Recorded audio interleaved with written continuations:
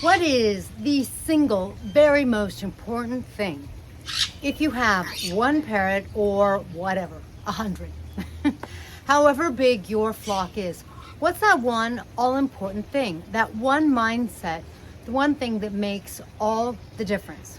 Hey guys, I'm Kaylin, the author of The Parrot Bond. This is my white cat Pionis Ale, and today we're going to tell you about the most important thing, because our mission is to help reduce the need for rescues, help increase the bond between you. I was watching Cesar Millan, his new show, Better Humans, Better Dogs. The thing about it is he is an incredible pack leader, and that is the one and almost only thing that you really need to focus on with your parrots if you want to have a good flock. You want to make sure that you're at the top of the pecking order. Call it the alpha bird, call it whatever you want, but it makes all the difference. When your parrots know who's in charge, then there isn't chaos. Then they know how to behave, and then they work with you. One of the most important things to a parrot is belonging to the flock, to their tribe, if you will.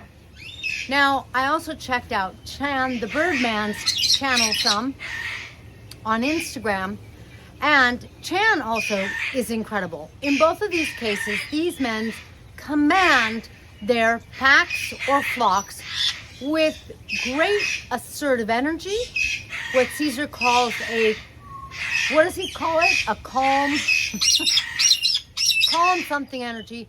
But in other words, it's an intentful energy. It's not unkind, it is kind, and it knows what it's doing and why.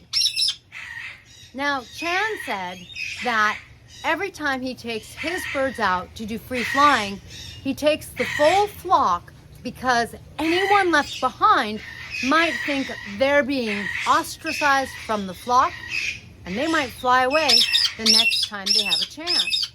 Yes, being a part of the flock is that significant and that important.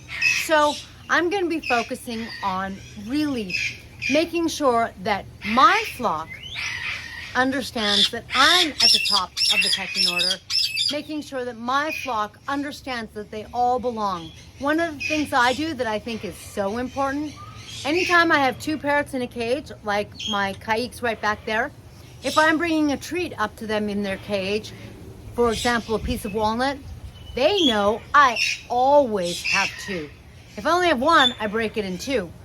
Each member gets one because they are both a significant and meaningful part of the flock. I never show favorites as far as that goes. I always treat everyone in the same space the same way, because I want them to really understand that they really both are a significant part of my flock. It just means everything to me, and I think it means everything to them. Look at Ale, he's fully flighted. Now, I don't find that Pionises want to fly around like a wild monkey all the time. Some species, especially smaller species, are like that. For example, if you watch parrotlets or budgies, they're flying around quite a bit. Ale's not necessarily like that, but he's happy to be with me. He wants to be with me. Hi, Ale. He's gotten to create a bond with me since I've had him for about 1.5 years. And he's gotten to the point to where he wants me to pet him, because we are now bonded. So he'd rather be with me, even though he doesn't know why he's on my finger, and he'd rather spend time with me. I use that, and one of the most important things I can do is I can be a really good top pecker, primary feather, biggest parrot, whatever it is, whatever makes me the alpha or at the top of the pecking order. It's my responsibility to make sure that I am providing everything I can for my birds and doing my best. Caesar had a great quote, which I'm going to paraphrase here, and it went something like this. If you want your dogs or your parrots to do their best, then it starts with you doing your best. So that means that I need to play the role of alpha or I'm gonna have to see if there's a word for top pecker, top parrot. Because when I do, that's gonna make all the difference, and I'm ready. I'm really interested. If you watch my videos, you know that I'm actually not really into training much. My parrot doesn't know how to high five. I don't care for him to high five. It doesn't mean anything to me. He knows how to do things like step up. That's really important. I want him to be able to do that. I'm gonna start to choose some behaviors that I do want my parrots to do on command, like coming to me, because when the top of the alpha pack calls the flock comes. They listen to that alpha, and that's a command that I think is really important. It's not one that I've ever really focused on. I've had some parrots that do recall, but not too much. It hasn't been something I've focused on, and now it is. So there you have 2 commands so far that I know, stepping up and recall, that I think are important to me as the top of that pecking order. Start to focus on your flock. Start to focus on what's important to you.